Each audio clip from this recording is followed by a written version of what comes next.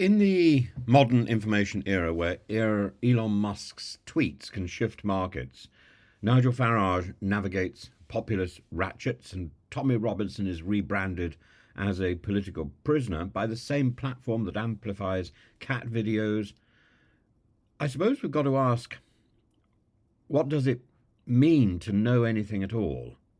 Plato distinguished between knowledge, episteme, and doxa, or zoxa, which is belief. And perhaps it's time we distinguish between news and knowledge because they're different. And today's problem is not just misinformation, it's the confusion of encountering headlines and having expertise. It's the difference between what we read and what we do, or even being able to do something. And if we are able to do something, as is Musk, should we? Musk, this self-styled free speech absolutist, sees his platform X, or Twitter, as an opportunity to criticise everyone from Keir Starmer to Jess Phillips. And his claims about genocide and allegations about Starmer's tenure as the Director of Public Prosecutions are fiery, but actually they lack basis in fact. The algorithms don't reward nuance, they reward outrage.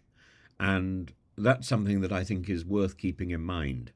Musk's intervention in UK politics demonstrates a phenomenon where global influencers adopt causes with complete belief but incomplete information, weaponizing public discourse for clout, for clicks. If you take the Tommy Robinson situation, Musk's defence of the far-right agitator hinges on a narrative spun by people like Jordan Peterson, that Robinson is a victim of the establishment for exposing grooming gangs. Yet Robinson is in prison not for heroics but for contempt of court after spreading false defamatory claims that could have scuppered the court case itself. And that makes one, that gives one two avenues of serious thought. Number one, to set up a better chain of defence around the court cases themselves that allow for publicity but don't allow for the spreading of rumour and gossip that can derail a court case. Or two, finding a better way to deal with this. So either attacking the social media or attacking the court case system itself. Social media will grow and grow, and because it's like a weed, there is no controlling it. And so much of what social media does is good. So we probably shouldn't even think of controlling it. We should think instead of ensuring that the better social media gets aired and the less good social media dies a natural death. That means we need to protect our courts. That means we shouldn't get uppity about what Musk says or doesn't say. We should see it simply as an indication that our court system needs review. It needs review. And it needs to be protected from Jordan Peterson, from Elon Musk. And this detailed truth very quickly becomes irrelevant in a medium built on sort of viral spread. Musk's followers consume these narratives as knowledge, ignoring the distinction between the sensational headlines and the substantive, the real understanding. They think they have truth. They don't. They have an opinion. They have a headline that can be devoured in a second. Truth requires a lot more effort. Nigel Farage, ever the opportunist, finds himself in an absurd tug of war. On the one hand, he wants to distance himself from Robinson to maintain the veneer of respectability for Reform UK, and on the other, he cozies up to Musk, who's cranking the ratchet further right. Farage's career has been built on legitimising concerns that flirt with the xenophobic. But Musk's unfiltered embrace of Robinson challenges Farage's ability to keep one foot in mainstream politics while courting the fringe.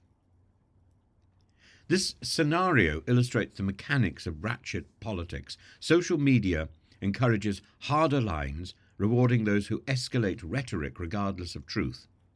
And Farage's carefully constructed dog whistles are irrelevant when Musk's megaphone drowns out any subtlety at all, any nuance.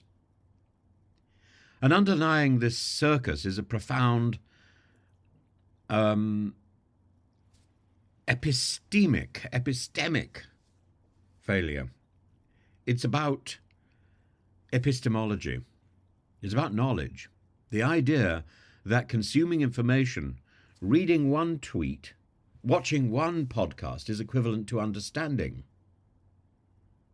In the past, you understood something because you read not one book, but because you read a lot of books. Reading one book was not sufficient. Looking at one post, and you think you know. Grooming gangs, for instance, were not ignored by the authorities or the media, as Musk claims. The Jay report and the countless inquiries revealed failures, but also efforts to reform. Yet for many, if it's not on Twitter, it's not true. That's absurd. Starmer himself embodies this chasm in knowledge. And as a director of public prosecutions, he implemented critical reforms that improved prosecution rates for child abuse, yet his past is reduced to a single decision in 2009, one that he was not directly involved in. And it's a selective framing that exemplifies how knowledge is manufactured for political ends. But the problem with Starmer and why he embodies this chasm, why he is stuck in this chasm, is because he isn't able to control this understanding, this knowledge, this inability to tell the difference between knowledge and belief or opinion. In Plato's terms, we live in a cave of shadows cast by tweets and headlines manufactured by unseen others. And to escape, we need to elevate the discourse beyond these platforms that are incentivized to polarize and to generate chatter. That is all. A true understanding of complex issues such as grooming gangs demands time, depth, and humility. Demands the opportunity to listen, to perceive, to use the expression which is used in so many YouTube videos, to delve deeper, a deeper dive.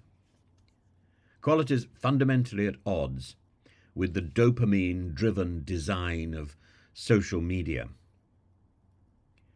And the sort of drug-fueled fix, whether it's ketamine, headlines, or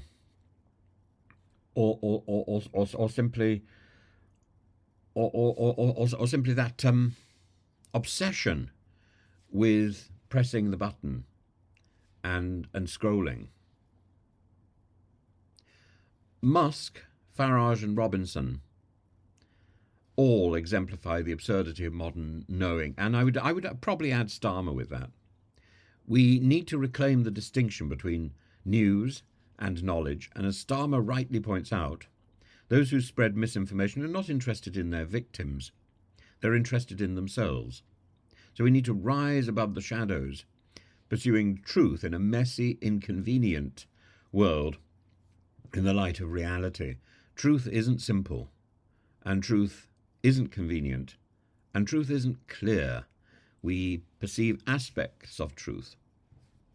We don't have the whole truth. The truth is elusive, and the truth is constantly changing. We can't hold the truth.